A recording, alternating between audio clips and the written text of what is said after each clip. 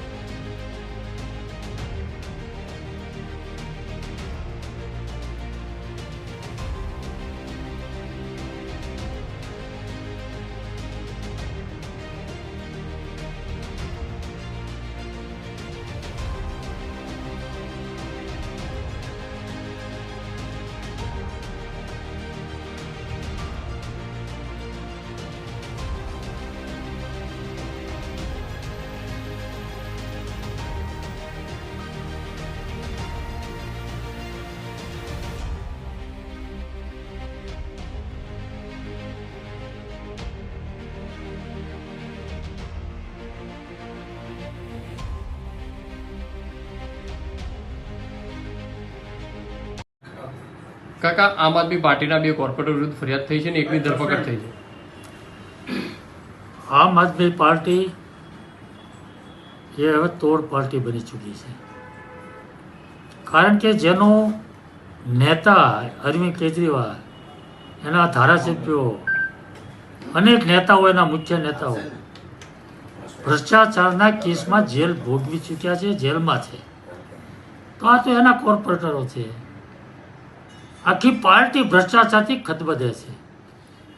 દુઃખ તો એ વાતનું છે કે વરાછાની જનતાએ એના પર ભરોસો મૂકી, વિશ્વાસ કરી અને મત આપ્યા હતા।